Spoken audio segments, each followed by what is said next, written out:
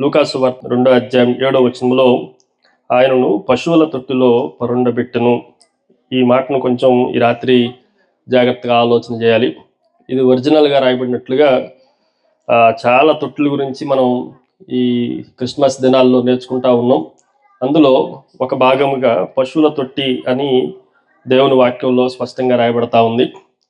సత్రంలో ప్రభువుకి స్థలం లేనందున ఆయనను పశువుల తొట్టులో పరుండబెట్టవలసి వచ్చింది. ఆ సమయంలో ఆ రాత్రి పశువుల కాపరులుగా పిలువబడుతున్న గొర్రెల కాపరులు 8వ వచనంలో ఆ దేశంలో కొందరు గొర్రెల కాపరులు పొలములో ఉండి రాత్రి వేళ తమ మందను కాచుకొనుచుండగా, ఈ తొట్టి బెత్లెహేము తొట్టి అని చెప్పొచ్చు. బెత్లెహేములో ఉన్న పశువుల తొట్టి అని మనం దీని గురించి ఆలోచన చేయొచ్చు. అయితే ఈ తొట్టిని గురించి రాత్రికాల సమయంలో మరికొన్ని ప్రాముఖ్యమైన విషయాలు మీకు జ్ఞాపకం చేస్తాను. ఈ తొట్టిని దర్శించడానికి వచ్చిన చాలా మందిలో మొట్టమొదటిసారిగా ప్రభువుని దర్శించిన వారు గొర్రెల కాపరులు. ఆ విషయాలు గత రాత్రి కూడా మనం ఆలోచన చేసాం. క్రిస్మస్లో ఉన్న 7 నాయకుల గురించి గత రాత్రి మీకు జ్ఞాపకం చేస్తూ, గొర్రెల కాపర్లు కూడా వారి దగ్గర నుండి కూడా మనం నేర్చుకోవటానికి చాలా మంచి లక్షణాలు, మంచి విషయాలు మనకు కనిపిస్తూ ఉన్నాయి. ఈ రాత్రికాల సమయంలో దేవుని వాక్యంలో నుండి చూడండి, ఆ దేశంలో కొందరు గొర్రెల కాపర్లు, మీరు లేరు ఇక్కడ, కొందరు గొర్రెల కాపర్లు పొలములో ఉండి, చాలు ఎక్కడుండి అంట, పొలములో ఉండి. ఈ రాత్రి కొంచెం జాగ్రత్తగా ఆలోచన చేద్దండి. మీరందరూ ఏ పొలంలో ఉన్నారో ఈ రాత్రి కొంచెం జాగ్రత్తగా ఆలోచన చేయాలి. నేను దేవుని వాక్యంలో నుండి 4 రకాలైన పొలాలు ఈ రాత్రి మీకు జ్ఞాపకం చేస్తాను. దానికన్నా ముందు ఆలోచించాల్సిన 2 విషయాలు మీకు జ్ఞాపకం చేస్తాం. పొలంలో పంటలు పండుతాయా, పశువులు ఉంటాయా? పొలంలో ఏముండాలి? పంట ఉండాలా, పశువులు ఉండాలా? పంట ఉండాలి. కానీ విచిత్రం ఏంటంటే పొలములో పశువుల్ని ఏం చేస్తున్నారు వాళ్ళు? చెప్పండి. గొర్రెల కాపర్లు పొలములో ఉండి రాత్రి వేళ తమ మందను కాచుకొనుచుండగా. పొలములో పంటను కాచుకొనుచుండగా అని రాయబడలేదు, కానీ పొలములో వారు తమ మందను కాచుకొనుచుండగా. ఈ పొలానికి చాలా శ్రేష్టమైన దేవుని వాక్యంలో చాలా గొప్పతనము, ఉన్నతి కనిపిస్తూ ఉంది. అందులో భాగంగా ఈ రాత్రికాల సమయంలో బెత్లెహేములో ఉన్న 4 రకాలైన పొలాలు, ఈ భాగం అంతా ఎక్కడ జరుగుతూ ఉంది అంటే బెత్లెహేములో జరుగుతున్న సందేశం. ఈ బెత్లెహేములో ఉన్న ఇలాంటి పొలాలు ఈ రాత్రికాల సమయంలో మనం కూడా జాగ్రత్తగా ఆలోచన చేయాలి. నెంబర్ 1, మొట్టమొదటి పొలం, it is a shepherd's fields, అంటే గొర్రెల కాపర్ల పొలాలు. ఇప్పుడు మనం చదువుకున్న పొలం ఎవరిది అంటే గొర్రెల కాపర్ల పొలం. అందరూ చెప్పండి, ఎవరి పొలం ఇది? గొర్రెల కాపర్ల పొలం. గొర్రెల కాపర్లు చాలా చక్కగా ఆ రాత్రి తమ మందను కాచుకొని చుండగా, వారు రాత్రి వేళ అయిపోయింది, తమ మందను కాచుకునే మంచి పనిలో వారు ఉన్నారు. వాళ్ళు పనికిమాలిన వాళ్ళుగా కనిపించట్లేదు, బాధ్యత కలిగిన వారుగా కనిపిస్తూ ఉన్నారు. ఈ రాత్రి ఈ గొర్రెల కాపర్ల పొలాలను మనం జాగ్రత్తగా ఆలోచన చేస్తే బెత్లెహేముని 3 భాగాలుగా పిలుస్తూ ఉంటారు. ఆధునిక సమయంలో బెత్లెహేము లాగానే పిలువబడుతుంది, కానీ ప్రాచీన కాలంలో ఏమని పిలిచారంటే దానికి 3 పేర్లు బెత్లెహేమ్కి ఉన్నది. ఒకటి మనకు తెలిసింది ఏంటంటే ఎఫ్రాతా, ఈ మాట మనందరికీ తెలుసు. రెండోది బెత్లెహేము, ఆ మాట కూడా మనకు తెలుసు. మనకు తెలియని మరొక మాట ఉంది. దాని గురించి దేవుని వాక్యంలో నుండి ఆదికాండం మొట్టమొదటి సందర్భంగా, ఆదికాండం చూడండి 35వ అధ్యాయం, ఆదికాండం 35వ అధ్యాయం 19వ వచనం నుండి దేవుని వాక్యంలో కొన్ని మాటలు చదువుతున్నా, జాగ్రత్తగా చూడండి. ఆదికాండం 35వ అధ్యాయం 19వ వచనం నుండి, అట్లు రాహేలు మృతి పొంది బెత్లెహేమను ఎఫ్రాతా మార్గమున పాతి పెట్టబడిను. రాహేలు చనిపోయి ఎక్కడ పాతి పెట్టబడింది చెప్పండి? ఎఫ్రాతా అన్న బెత్లెహేము అనే దానికి మరొక పేరేంటి? పూర్వం ఏమని పిలిచారు అనంటే ఎఫ్రాతా అని పిలిచారు. అక్కడ పాతి పెట్టబడును. యాకోబు ఆమె సమాధి మీద ఒక స్తంభం కట్టించును, అది నేటి వరకు రాహేలు సమాధి స్తంభము. 21వ వచనం. ఇశ్రాయేలు ప్రయాణమైపోయి మిగ్దల్ ఏదేర్, బేతేలుకున్న బెత్లెహేముకున్న మరొక పేరు ఏంటంటే మిగ్దల్ ఏదేర్. అందరూ చెప్పండి, మిగ్దల్ ఏదేర్. ఇది కొంచెం నోటికి తిరగటం కూడా కష్టంగానే ఉంది, కొంతమంది చెప్పట్లా అన్నట్టు ఉంటుంది. మిగ్దల్ ఏదేర్, ఈ రెండు పదాలను కొంచెం జాగ్రత్తగా ఆలోచన చేస్తే ఇశ్రాయేలు ప్రయాణమైపోయి మిగ్దల్ ఏదేర్ కవతల తన గుడారమును వేసెను అన్న మాట మనకు కనిపిస్తూ ఉంది. బెత్లెహేములో 3 స్థలాలు ఉన్నాయి. ముందు ఈ పాతిపెట్టిన స్థలం, రాహేలుని పాతిపెట్టిన స్థలం, మరణించిన తర్వాత సమాధి కట్టిన స్థలం. మిగ్దల్ ఏదేర్ అన్న స్థలాన్ని జాగ్రత్తగా ఆలోచన చేస్తే భౌగోళికంగా అది బెత్లెహేము తూర్పు భాగం అంటాం. ఇప్పుడు మనకి ఉత్తర భారతదేశం, దక్షిణ భారతదేశం ఎలాగో ఉందో ఇజ్రాయెల్ దేశాన్ని మనం జాగ్రత్తగా ఆలోచన చేస్తే పైన గలిలయ, యోదయ, సమరయ అని ఎలా పిలుస్తూ ఉన్నాము. బెత్లెహేము చిన్న గ్రామమే, కానీ గ్రామంలో ఈ పొలాలను బట్టి దానికి 3 భాగాలుగా పేర్లు వచ్చినాయి. ఒక పేరు ఏంటంటే మిగ్దల్ ఏదేర్. దీనికి ఉన్న ప్రాధాన్యత ఏంటి అని అంటే గొర్రెల కాపర్లు అందరూ అక్కడే ఉంటారు, ఆ పొలంలోనే ఉంటారు. దానికి మిగ్దల్ ఏదేర్ అన్న మాటకు అర్థం ఏంటి అని అంటే మందల గోపురము అని అర్థం. మిగ్దల్ ఏదేర్ అంటే ఏంటి చెప్పండి? మందల గోపురము. బెత్లెహేముకు మరొక పేరు ఏంటి అని అంటే మందల గోపురము అనే పేరు ఉంది. చూడండి, మీకా గ్రంథం 4వ అధ్యాయానికి రండి. మీకా గ్రంథంలో మరొకసారి మీకా ప్రవక్త 700 సంవత్సరాలకు పూర్వం, క్రీస్తు పూర్వం 700 సంవత్సరాల్లో బెత్లెహేము గురించి 5వ అధ్యాయం 2వ వచనంలో బెత్లెహేము ఎఫ్రాతా, నువ్వు ఎంత మాత్రము అల్పమైన దానివి కాదు అని చెప్తానే, దానికన్నా ముందు 4వ అధ్యాయంలో ఈ బెత్లెహేమును గురించి ఒక మాట రాయబట్టడం జరిగింది. చూడండి, మీకా గ్రంథం 4వ అధ్యాయం 8వ వచనం. మందల గోపురమా, కనిపించిందండి, తీసారా?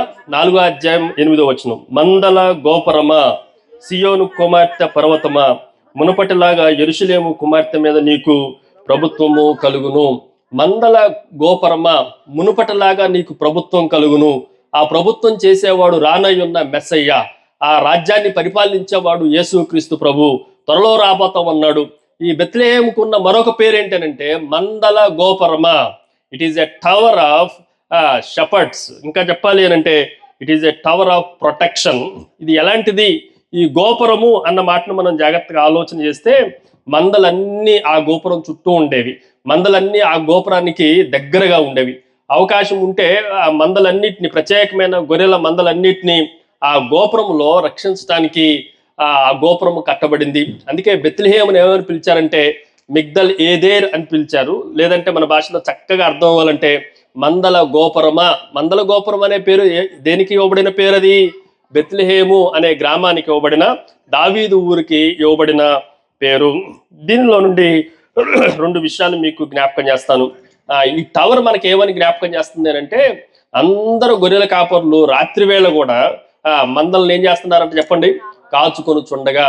అంటే స్టిల్ అది మధ్యరాత్రి అయిందా, ఎక్కువజాముల్లో రాత్రుల్ని 4 భాగాలుగా, మొదటి జాము, 2వ జాము, 3వ జాము, 4వ జాము, ఏ జాములైనా సరే వీళ్ళు మెలకుగా ఉండి ఆ మందలను కాచేవారుగా, కాపాడేవారుగా ఉంటున్నారు.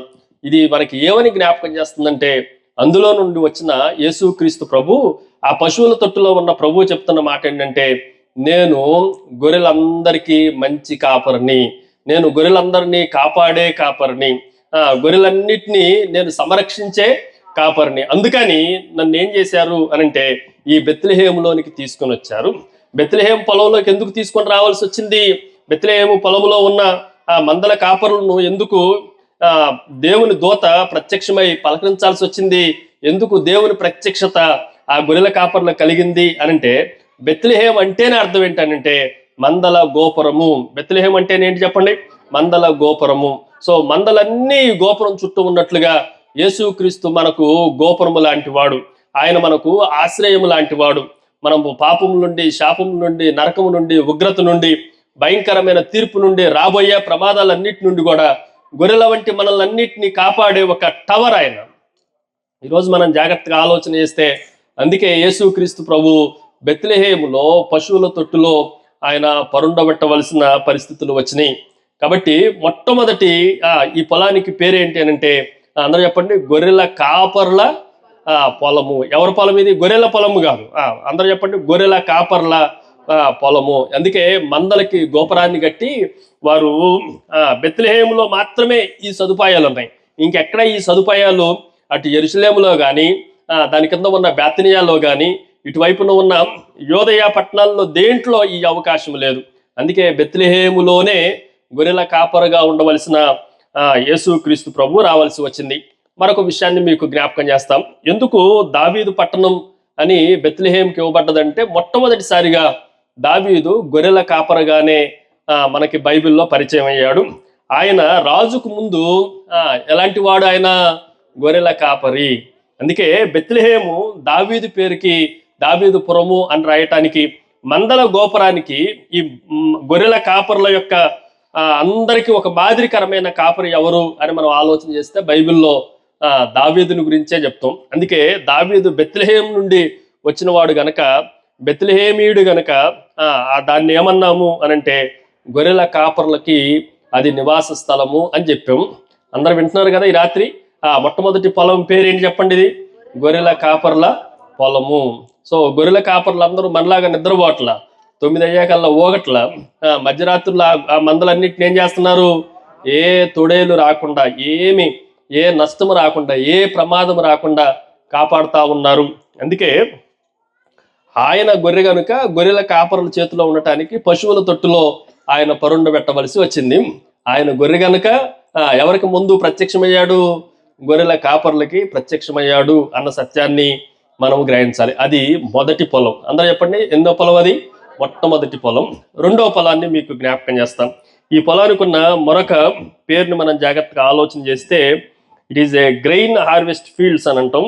అంటే ధాన్యపు పొలాలు, లేదంటే పంట పొలాలు. జాగ్రత్త వినండి, ధాన్యాన్ని పండించే పంట పొలాలుగా ఈ దీనికి ఉన్న పొలాలను కూడా మనం ఆలోచన చేయొచ్చు. దీని కొరకు రూతు గ్రంథం 1వ అధ్యాయంలోనికి రండి. రూతు గ్రంథం 1వ అధ్యాయం 1వ వచనంలోనికి రండి. రూతు గ్రంథం 1వ అధ్యాయం 1వ వచనం. న్యాయాధిపతులు ఏలిన దినముల యందు దేశములో కరువు రాగా యోదా బెత్లెహేములో నుండి ఒక మనుషుడు తన భార్యను తన 2 కుమారులను వెంట పెట్టుకొని మోయాబు దేశమునకు కాపురముండుటకు వెళ్ళెను. ఎక్కడి నుండి ఎక్కడికి వెళ్ళాడంటే చెప్పండి? యోదా బెత్లెహేము నుండి ఎక్కడికి వెళ్ళాడు? మోయాబు దేశంలోనికి వెళ్ళాడు. వాళ్ళ పేర్లన్నీ మనకు తెలుసు. తల్లిగారి పేరు నయోమి. ఇంతకీ ఏ ఊరు నుండి వెళ్ళింది అనంటే బెత్లెహేములో నుండి వెళ్ళింది. సో మొదటి అధ్యాయంలో ఒక్క మాటలో మనం ముగించాలి అంటే ఆమె నయోమి మధురంగా వెళ్ళినామా ఎలా తిరిగి వచ్చింది అనంటే, నన్ను నయోమి అనొద్దు, ఇంకా నన్ను మారా అనండి. నేను చేదైపోయాను, నా జీవితం అంతా కోల్పోయాను, భర్తను కోల్పోయాను, 2 కుమారులు కోల్పోయాను, కోడల్ని కోల్పోయాను.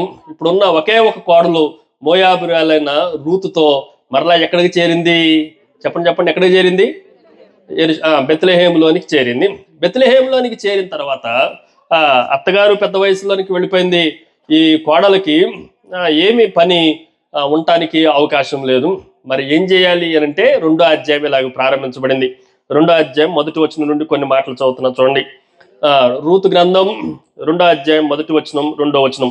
నయోమి పెనిమిటికి బంధువుడు ఒకడుండెను, అతడు చాలా ఆస్తిపరుడు, అతడు ఎలీమెలెకు వంశపు వాడై ఉండెను, అతని పేరు బోయేజు. 2వ వచనం. మోయాబీరాలైన రూతు, నీ సెలవైన ఎడల నేను పొలములోనికి పోయి. ఏ పొలం చెప్పండి?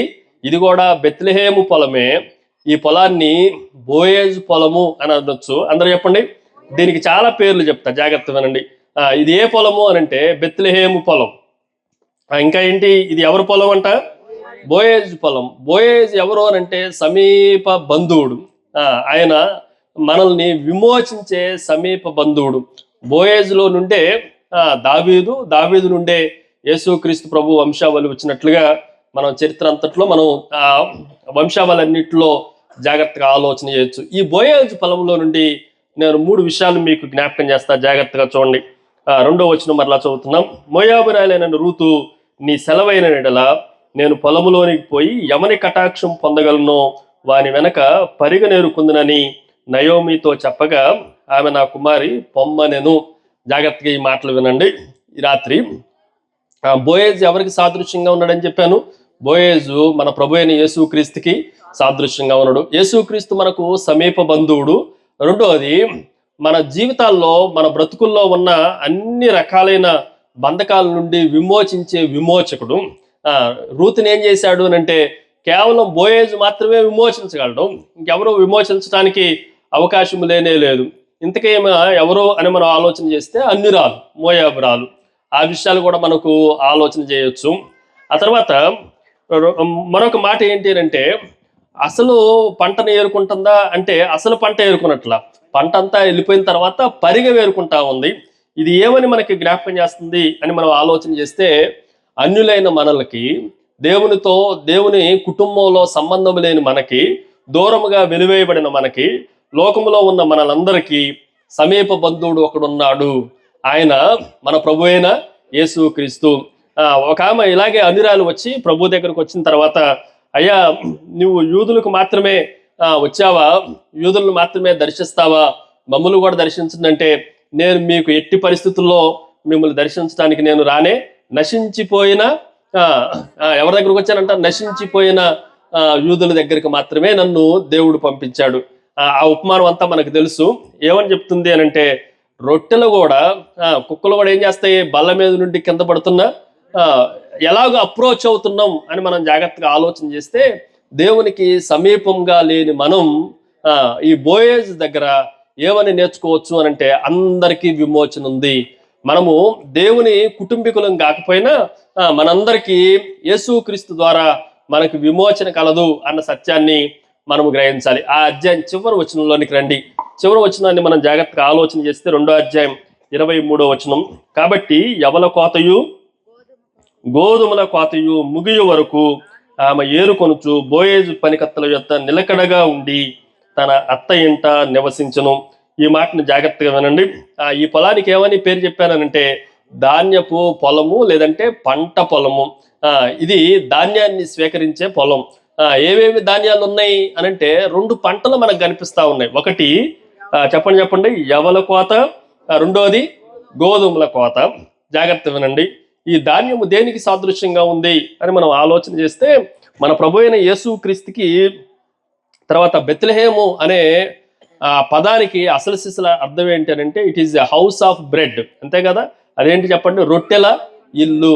ఏమి రొట్టెల ఇల్లు అనంటే యేసుక్రీస్తు ప్రభు యోహాను సువార్త 6వ అధ్యాయం 35వ వచనంలో మనకి జ్ఞాపకం చేసినట్లుగా నేనే జీవాహారమును, నేనే I am the living bread, నేనే జీవపు రొట్టెను అన్న మాటను మనం జాగ్రత్తగా ఆలోచన చేయాలి.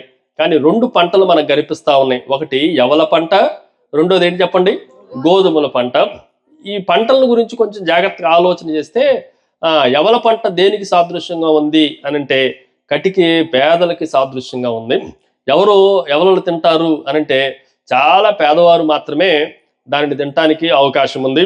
కొన్నిసార్లు దేవుని వాక్యంలో ఇశ్రాయేలు ప్రజలను, యూదుల్ని, ఇశ్రాయేలుని, వీరిరువురిని, యోధా జనాంగాన్ని, నార్త్ దేశాన్ని, సౌత్ దేశాన్ని రెండిటిని అషూరు దేశంలోనికి, బబులోని దేశంలోనికి ఆయన భయంకరమైన చెరలోనికి తీసుకువెళ్ళేటప్పుడు అంత శ్రమలో వారికి 2 మాటలు చెప్పాడు.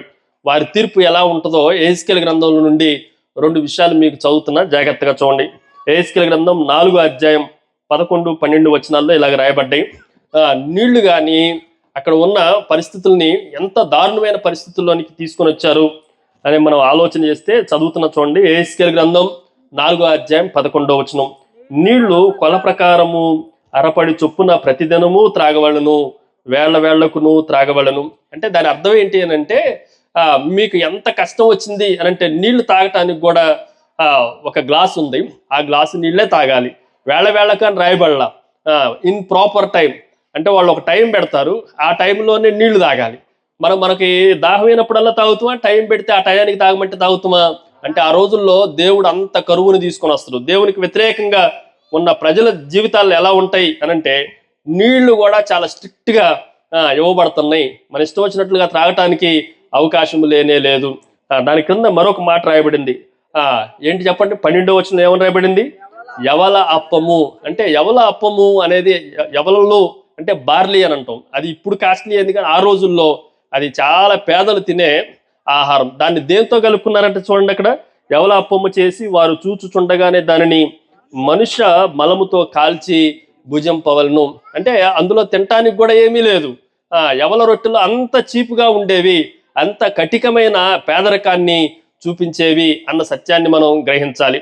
ఈ ధాన్యపు పంట పొలం మనకి ఏమని జ్ఞాపకం చేస్తుందంటే, యేసుక్రీస్తు ప్రభు పేదలకి ఆయన ఆహారపు రొట్టె, ధనవంతులకు కూడా ఆయనే ఆహారపు రొట్టె. గోధుమలు దేంతో పోల్చారు అని అంటే, బాగా డబ్బున్నోళ్ళు మాత్రమే గోధుమలు తింటారు.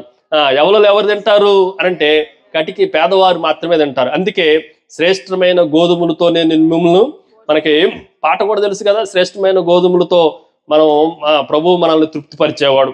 గోధుమలు చాలా ఉన్న వాళ్ళకి సాదృశ్యంగా ఉంటే, ఎవలు చాలా లేని వారికి, ఈ బోయేజ్ పొలం ఏమని జ్ఞాపకం చేస్తుందంటే, లేని వారికి ఆహారాన్ని సమృద్ధిగా ఇస్తా ఉంది, ఉన్న వారికి కూడా.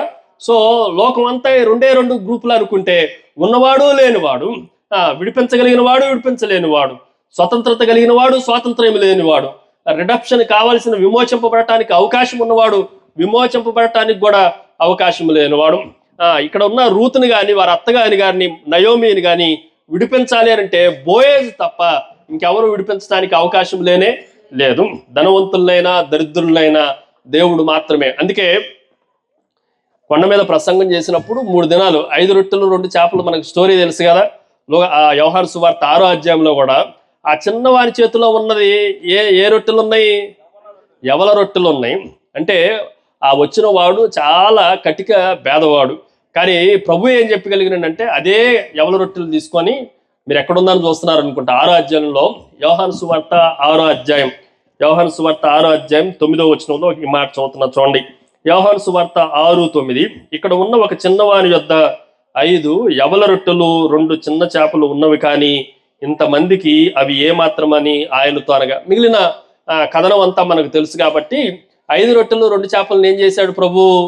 చెప్పండి. ఇది పేదవాడు, చాలా కటిక పేదవాడు చేతిలో ఉన్న 5 రొట్టెలను కూడా బాగా సమృద్ధిగా ఏర్పాటు చేసి, ఆ అధ్యాయం చివరి వచనాల్లో 35వ వచనం దగ్గరకు వచ్చేసరికి నేనే జీవాహారము అని చెప్పాడు. ఈరోజు మనకి ఏమని చెప్తుంది ఈ పంట పొలం అని మనం ఆలోచన చేస్తే, ఈ ధాన్యపు పొలం ఏమని చెప్తుందంటే, నీకు కావలసిన ఆహారం అంతా పేదవాడికే కానీ, ధనవంతుడికే కానీ, దరిద్రుడికే కానీ, సంపన్నుడికే కానీ, అందరికీ కావలసిన ఆహారము బోయేజ్ పొలములోనే ఉంది, ఆ బెత్లెహేము పొలములోనే ఉంది. ఆ పొలములో, ఆ పశువుల తొట్టులో ఉన్నవాడు ఆయనే మనకు జీవాహారము. ఈ పంట పొలం మనకి ఏమని జ్ఞాపకం చేస్తుందంటే, 2 విషయాలు మీకు జ్ఞాపకం చేశాం. మొదటిది చెప్పండి, గొర్రెల కాపర్ల పొలము. గొర్రెల కాపర్లు ఏం చేస్తున్నారంటే, మందల గోపురమా అని బెత్లెహేముకి పేరు పెట్టి అందరినీ, అన్ని గొర్రెలను కాపాడే, సంరక్షించే ఒక మంచి నమ్మకమైన ప్రధాన కాపరిగా, ఆయనే మంచి కాపరిగా యేసుక్రీస్తు ప్రభు మనకు ఈ తొట్టులో నుండి సందేశాన్ని అందిస్తా ఉన్నాడు. రెండవ విషయాన్ని మనం ఆలోచన చేస్తే, ఈ పొలం దేన్ని జ్ఞాపకం చేస్తుందంటే, మనకి కావలసిన ఆహారాన్ని, ఆయనే జీవాహారము. అందుకే పశువులు తిని త్రాగే ఆ తొట్టిలో మనందరికీ కావలసిన జీవాహారము నేనే ఉన్నాను అని చెప్పడానికి ఆ పొలములో ఆ రాత్రి గొర్రెల కాపరులు కాచుకొని చుండగా అన్న మాట రాయబడతా ఉంది. 3వ పొలాన్ని మీకు జ్ఞాపకం చేస్తాను, జాగ్రత్తగా వినండి. మనం చరిత్రను కూడా జాగ్రత్తగా ఆలోచన చేస్తే దీనికి మరొక మాట సాక్రిఫిషియల్ ల్యాంబ్ ఫీల్డ్స్ అని అంటాం. అంటే వధింపబడే గొర్రెల పొలాలు. ఇందాకలా గొర్రెల కాపర్ల పొలం. మీరు ఉన్నారు ఇక్కడ, ఆకలి అవుతుందా? మరేంటో అన్ని పోయినట్టు, ఇక మేము చచ్చిపోయినట్టుగా కూర్చున్నారు. మొట్టమొదటిది ఏం పొలం? గొర్రెల కాపర్ల పొలం. దానికి ఏమని పేరు? ఆ పేరు నోరు తిరిగితే ఎక్కడ, మిగ్దల్ ఏదేర్. ఈ పేరు బాగా గుర్తుపెట్టు. బెత్లెహేమ్ అని ఎలాగ గుర్తుపెట్టుకున్నామో, ఎఫ్రాతా అని ఎలాగ గుర్తుపెట్టుకున్నామో, మిగ్దల్ ఏదేర్ అంటే దాని అర్థం ఏంటంటే మందల గోపురమా, అది బెత్లెహేము పేరు. రెండోది ఏ పొలం ఉంది ఇందులో అనంటే ధాన్యపు పొలాలు. ఏ పొలం ఉంది అందులో? బీడు పొలాలు కాదు అవి. ఎలాంటి పొలాలు అంటే ధాన్యపు పొలాలు. ఆ పొలాల్లో గొర్రెల కాపర్లు మందలు కాసుకుంటున్నా ఆ పొలాల్లో ఏం పండుతుంది అనంటే, ఎవలలు సంపన్నులు తినటానికి, బేదవారు తినటానికి 2 రకాలైన పంట పొలాలను బోయేజు రూతుకి అప్పగించినట్లుగా దేవుని వాక్యంలో నుండి మనం ఆలోచన చేయొచ్చు. ఆయన మనల్ని విడిపించే సమీప బంధువుడు, బంధుత్వాన్ని కలుపుకునేవాడు. మూడోది, మనకు కావలసిన పంట పొలాలన్నిటినీ దేవుడు మనకు అనుగ్రహించేవాడు అన్న సత్యాన్ని మనం గ్రహించాలి. మూడో పొలాన్ని మీకు జ్ఞాపకం చేస్తా. అదేంటనంటే సాక్రిఫిషియల్ ల్యామ్ అంటే గొర్రె పిల్ల అని అర్థం. ఇదేంటనంటే వధింపబడుతున్న గొర్రె పిల్ల, గొర్రెల పొలము. జాగ్రత్త వినండి. అసలు యేసుక్రీస్తు ప్రభు బెత్లెహేములోనే ఎందుకు జన్మించాలి? అది అసలు సిసలైన కారణం. ఎందుకు అని మనం ఆలోచన చేస్తే, యెరూషలేములో ప్రతి యూదుడు సంవత్సరానికి 3 పర్యాయాలు వెళ్ళాలి. ఎన్నిసార్లు వెళ్ళాలి చెప్పండి? యెరూషలేముకి ఎన్నిసార్లు వెళ్ళాలి? 3 సార్లు వెళ్ళాలి. ఎప్పుడెప్పుడు? పస్కా పండుగ, అదొకటి బాగా గుర్తుంది. ఇంకా చెప్పండి, ఏదో ఒకటి పండుగ చెప్పండి. పర్ణశాలల పండుగ. మూడోది ముగింపు పండగ, పెంతెకోస్తు పండగ. ఈ మూడిట్లకి వారముల పండగ అని అంటాం, 50వ దినపు పండగ అని అంటాం. ఈ 3 పండగలకి 3 పర్యాయాలు సంవత్సరానికి ఖచ్చితంగా ప్రతి పురుషుడు ఎక్కడికి వెళ్ళాలి చెప్పండి? యెరూషలేములోనికి వెళ్ళాలి. సంవత్సరానికి ఒక పర్యాయం అయినా సరే అందరూ ఎక్కడికి వెళ్ళాలి అని మనం ఆలోచన చేస్తే యెరూషలేములోనికి వెళ్ళాలి. వాళ్ళు తమ పాపాన్ని ప్రాయశ్చిత్తం చేసుకునటానికి 5 రకాలైన బలులు మనకు కనిపిస్తా ఉన్నాయి. దహన బలి, తర్వాత నైవేద్యము, పాప పరిహారార్థ బలి. మీకు ఇవన్నీ గుర్తున్నాయి అసలు? సమాధాన పాప పరిహారార్థ బలి. ఇలాగా 5 బలులు అర్పించాలి. లాస్ట్లో ప్రాయచిత్తపు దినము, ఎటోన్మెంట్ డే అనేది ఒకటి ఉంటుంది. వీటిలన్నిటినీ ఎక్కడికి తీసుకొని రావాలి అని అంటే, ప్రజలందరూ ఎక్కడికి రావాలి చెప్పండి? యెరూషలేములోనికి రావాలి. ఎక్కడి నుండి? ఎక్కడ రావాలి? యెరూషలేములోనికి రావాలి. ఏ మూలలో ఉన్న పురుషుడు ఎక్కడ రావాలంటే అక్కడ రావాలి. ఇంకొంచెం మరికొన్ని పరిస్థితులు ఉన్నాయి. అదేంటనంటే,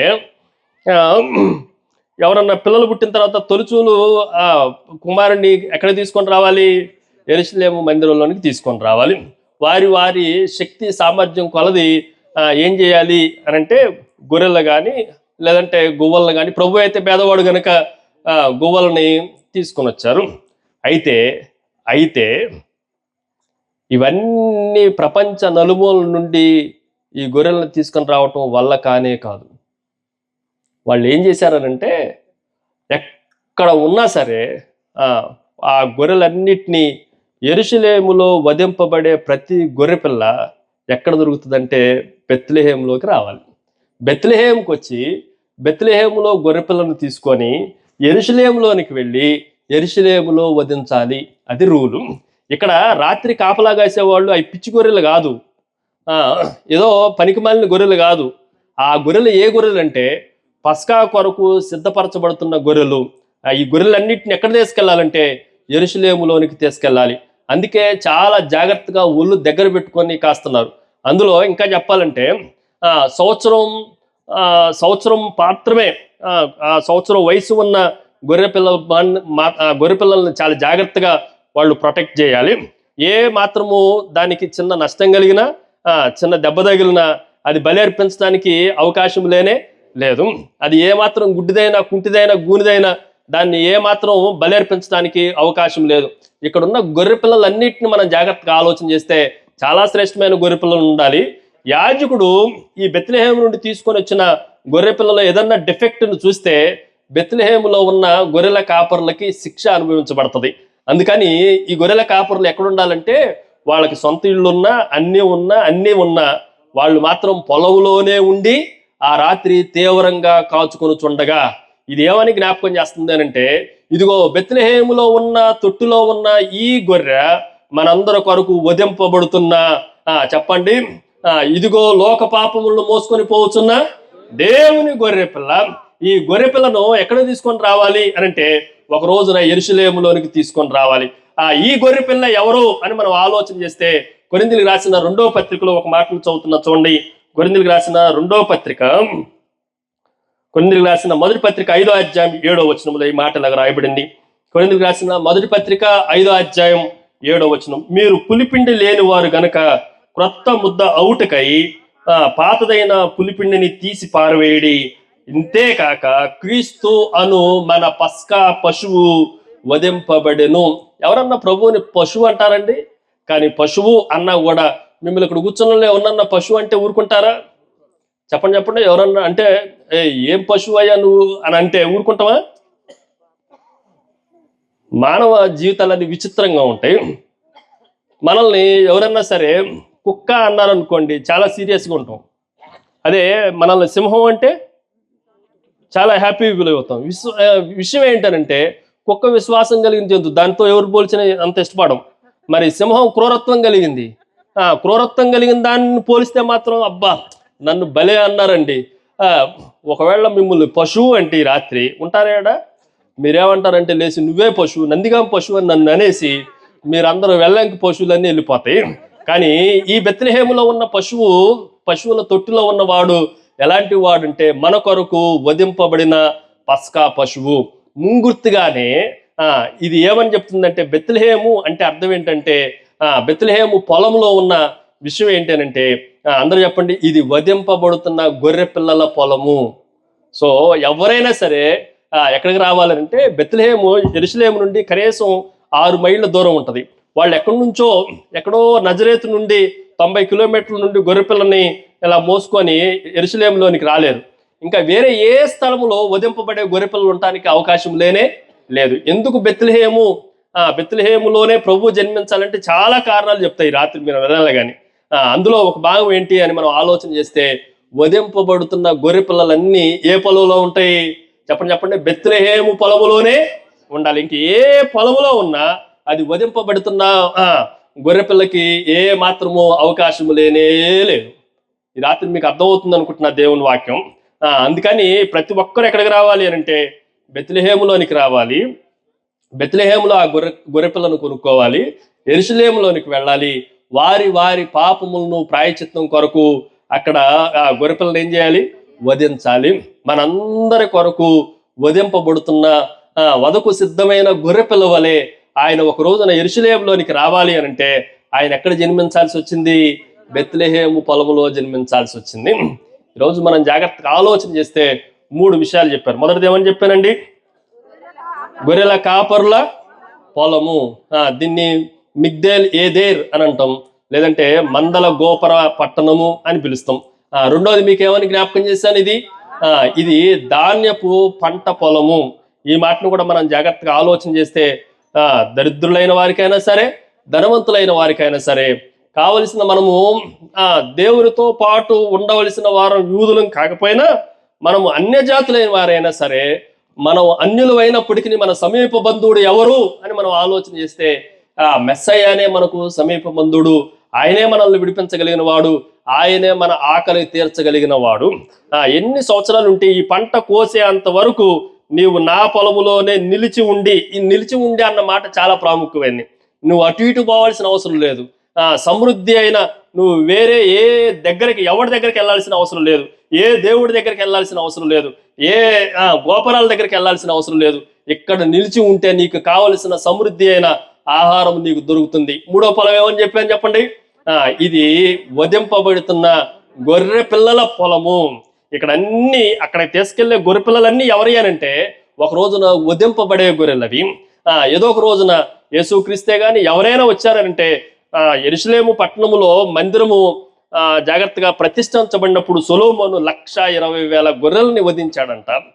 ఈ గొర్రెలన్నీ ఎక్కడి నుంచి రావాలి అంటే బెత్లెహేములో నుండి రావాల్సింది.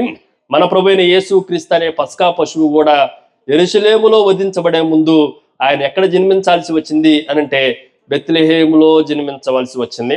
4వ పొలాన్ని చెప్పేసి నేను వాక్యాన్ని ముగించేస్తా, జాగ్రత్తగా వినండి. దీన్ని ఏమంటామంటే అగ్రికల్చర్ ఫీల్డ్స్ అని అంటాం. వ్యవసాయ క్షేత్రములు, వ్యవసాయ పొలములు. ఏం పొలములు అంటే చెప్పండి? వ్యవసాయ పొలములు. మనం జాగ్రత్తగా ఆలోచన చేస్తే ప్రభు ఐగుప్తులో నుండి వారిని కనాను దేశంలోనికి, పాలు తేనెలు ప్రవహించే దేశంలోనికి, ఇప్పుడు మనం చదువుకుంటున్న బెత్లెహేము కానీ యెరూషలేము కానీ ఆ దేశాలన్నిటిలోనికి ప్రభువు నడిపించినప్పుడు అక్కడ 7 రకాలైన పంటలు అక్కడ పండుతాయి. ఎన్ని రకాలైన పంటలు చెప్పండి? 7 రకాలైన పంటలు. ఈ 7 రకాలైన పంట ఒక్కొక్క ప్రభువుకి సాదృశ్యంగా ఉంది. ఈ 7 చెప్తే మీరు కాసేపు ఏడ్చుకుంటూ పోతారు, అందుకని చెప్పను. కానీ ఈ 7 పంటలు ఏంటో ఈ రాత్రి కొంచెం జాగ్రత్తగా ఆలోచన చేసి ఈ వ్యవసాయ క్షేత్రాలు బెత్లెహేములో ఉన్నాయి. బెత్లెహేము పొలంలో ఏమేమి ఉన్నాయి? గొర్రెల కాపరులు ఉన్నారు. బెత్లెహేము పొలంలో పంటలు ఉన్నాయి, ధాన్యాలు ఉన్నాయి. గొర్రెల కాపరుల పొలంలో వధింపబడే గొర్రె పిల్లలు ఉన్నాయి. అంత మాత్రమే కాదు, ఈ పంట పొలాల్లో ఏమున్నాయంటే వ్యవసాయ పంటలు కూడా 7 రకాలైన పంటలు మనకు కనిపిస్తా ఉన్నాయి. చూడండి, ద్వితీయోపదేశకాండం 8వ అధ్యాయం రండి. ద్వితీయోపదేశకాండం 8వ అధ్యాయం 8వ వచనం 9వ వచనం మనం చదివితే అక్కడ ఉన్న 6 రకాలైన పంటలు కనిపిస్తాయి. ఆ తర్వాత వచనాల్లో మరొక పంటను కూడా మీకు జ్ఞాపకం చేస్తాం. ఏమేమి ఉన్నాయంట? అది గోధుమలు, జాగ్రత్తగా.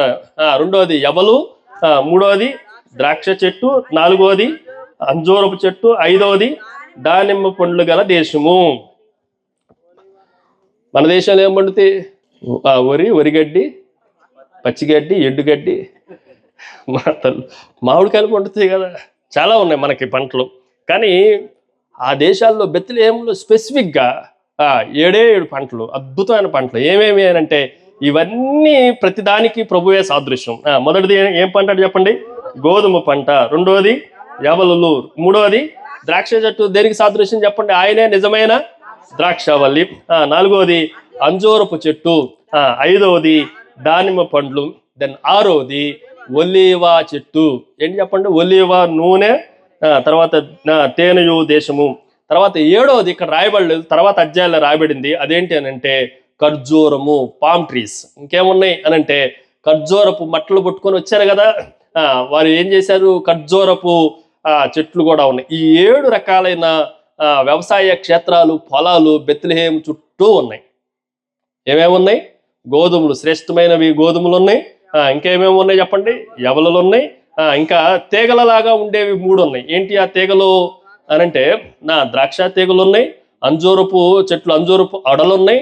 ఇంకేమున్నాయి చెప్పండి? దానిమ్మ పండ్లు. దానిమ్మ పండ్లు కూడా దేనికి సాదృశ్యము అని మనం ఆలోచన చేస్తే మందిరంలోనికి వెళ్తే మందిరంలో ఉన్న యాజకుడు ధరించే పైనుండి క్రింద దాకా ఉండే ఆ ఏఫోదులో, ఆ అంగీలో నడుము చుట్టూ కట్టేదానికి ఏ పండ్లు ఏలాడదీయాలి అంటే దానిమ్మ పండ్లు ఏలాడదీయాలి. ప్రతిదీ సాదృశ్యంగానే కనిపిస్తుంది. ఒలివ దేనికి సాదృశ్యంగా కనిపిస్తుంది అనంటే అది నూనెలాగా కనిపిస్తా ఉంది. అది మనకు త్రొక్కబడిందిగా కనిపిస్తా ఉంది. అది అభిషేకానికి సాదృశ్యంగా ఉంది. క్రీస్తు అంటే అర్థం ఏంటి? అభిషేక్తుడు అని అర్థం. మెస్సయ్య అంటే అర్థం ఏంటి? అభిషేక్తుడు అని అర్థం. అభిషేకానికి, ప్రభువుకి సాదృశ్యంగా ఉంది. ఈ పంట పొలాలను మనం జాగ్రత్తగా ఆలోచన చేస్తే అనేకమైన వ్యవసాయ క్షేత్రాలకు సాదృశ్యంగా ఉంది. ఈ రాత్రి ఉన్నారా ఇక్కడ? ఎన్ని పొలాలు చెప్పారండి? 7 పొలాలు చెప్పారు. మీరు చెప్పండి, మీ ఇష్టం. 3 మీరు కలుపుకోండి. మొదటి పొలం ఏంటి? మొదటి పొలం గోధుమ. నువ్వు కూడా వచ్చిన లైన్లోకి. గొర్రెల కాపర్ల పొలం. దానికి మంచి పేరు ఉంది. ఏంటది? మిగ్దల్ ఏదేర్. బెత్లెహేముకున్న మరొక పేరు ఏంటంటే మిగ్దల్ ఏదేర్. గొర్రెల కాపర్లను కాపాడటానికి ఉండే గోపురం. రెండవ పొలం ఏమని చెప్పాను? ధాన్యపు పంట పొలము. ఏమేమి ధాన్యాలు అంటే 2 ప్రాముఖ్యమైనవి. మనల్ని విడిపించటానికి ఉన్న, కనీసం మనం తినటానికి ఉండేవి. ఒకటి యవలలు కానీ, రెండోది అపోస్తలుడైన పౌలు చెప్పాలంటే నేను కడుపు నిండి బాగా సమృద్ధిగా తినటం నాకు తెలుసు, ఏమీ లేకుండా పస్తుగా పండుకోవటం, ఆకలితో ఉండటం నాకు తెలుసు. ఇవి 2 అనుభవాలు ప్రతి ఒక్కరికి ఉండాల్సిందే. దాన్ని 3వది మనం జాగ్రత్తగా ఆలోచన చేస్తే ఇది వధింపబడిన గొర్రె పిల్లలకు ఇది పొలము. అందుకే యేసుక్రీస్తు ప్రభు మొట్టమొదటిసారిగా బెత్లెహేములో ఎందుకు పుట్టాడు అంటే ఆయన వధింపబడవలసిన పస్కా పశువు. అందుకొరకు ఈ పొలములో ప్రభు జన్మించాడు. 4వది మనం జాగ్రత్తగా ఆలోచన చేస్తే వ్యవసాయ పొలాలు. ఈ వ్యవసాయంలో ఎన్ని పంటలు మనకు కనిపిస్తున్నాయి? 7 పంటలు, సంపూర్ణమైన పంటలు కనిపిస్తా ఉన్నాయి. ఇది 7 అన్న మాటను, ఈ పంటలన్నిటిని మనం జాగ్రత్తగా ఆలోచన చేస్తే యేసుక్రీస్తు ప్రభు ఇట్టి ప్రధాన యాజకుడు. చెప్పండి, మనకు సరిపోయిన వాడు. ఇంక దేని కొరకు మనము వేరే దేని మీద ఆధారపడవలసిన అవసరం లేదు. ఇది ప్రభు పరిపూర్ణుడు, సంపూర్ణుడు అని చెప్పడానికి సాదృశ్యంగా వస్తున్న పొలముగా మనం జ్ఞాపకం ఉంచుకోవాలి. ఈ రాత్రికాల సమయంలో మనం ఎలాంటి పొలములోనికి దేవుణ్ణి, మనం ప్రభువుని కలుసుకొనటానికి వేచి ఉంటున్నామో మనం ఆలోచన చేయాలి. ఇప్పుడు మనం జాగ్రత్తగా ఆలోచన చేస్తే ఇంత శ్రేష్టమైన, ఇంత ఉన్నతమైన దేవుని మందిరములో, యెరూషలేములో వధింపబడటానికి జాగ్రత్తగా పెంచవలసిన గొర్రె పిల్లలన్నిటినీ, సంవత్సరం వయసు ఉన్న గొర్రెలన్నిటినీ, పస్కా పశువులన్నిటిని వధించడానికి సిద్ధంగా ఉన్న గొర్రె పిల్లలన్నిటినీ వీళ్ళు వదిలేసి ఎందుకు ప్రభువుని దర్శించడానికి వెళ్ళారంటే, ఈ గొర్రె పిల్లలన్నిటికన్నా, ఈ అర్పణలన్నిటికన్నా ఏ అర్పణ శ్రేష్టమైంది చెప్పండి? అసలు సిసలైన అర్పణ ఎవరు? యేసు క్రీస్తు ప్రభువే. హెబ్రీయులకు రాసిన పత్రికలో ఇంకనూ మనకి కోడెల రక్తము కానీ మేకల రక్తము కానీ అవసరము లేనే లేదు, అన్నిటికీ సరిపోయిన రక్తము మన ప్రభు అయిన యేసు క్రీస్తు రక్తం మన కొరకు చిందించబడటానికి అది బెత్లెహేములో జన్మించవలసి వచ్చింది. ఈ రాత్రికాల సమయంలో ఈ పొలంలోనికి ప్రభువుని కనుగొనటానికి గొర్రెల కాపర్లాగా మనము ప్రభు దగ్గర అన్ని రకాలైన ఆయన దగ్గరే మనకు రక్త సంబంధం ఉంది, ఆయనతోనే మనకు సమీప బంధువుడు, ఆయనే మనకు విమోచన కలగజేసేవాడు, మనల్ని పాపం నుండి, శాపం నుండి, నరకం నుండి, వీటిలన్నిటి నుండి విడిపింపగలిగిన ఏకైక బంధువుడు ఆయనే. ఆయన తప్ప ఇంకెవరో లేరు. ఆయనను ఆశ్రయించడానికి ఎంత విడిపించగలడు అనంటే, ఈయన బోయేజు కేవలం మనకి ఆస్తినిచ్చి విడిపించాడు కానీ ఆ రోజుల్లో చెప్పునిచ్చి విడిపించేశాడు. నాకు నువ్వు తప్ప సమీప బంధువుడు లేనే. కానీ యేసుక్రీస్తు ప్రభు ఏమిచ్చాడయ్యానంటే తన స్వరక్తం ఇచ్చి సంపాదించాడు. ఎంత అద్భుతం అండి! ఈ గొర్రెపిల్ల నీ కొరకు, నా కొరకు, మన పాపములన్నిటినీ మోసుకొని పోయే దేవుని గొర్రెపిల్ల. ఈ పొలములో ప్రభువుని ఆశ్రయించడానికి మనల్ని మనం ప్రభువుకి సిద్ధం చేసుకుందండి, సమర్పించుకుందండి. దేవుడి మాటలను దీవించును గాక.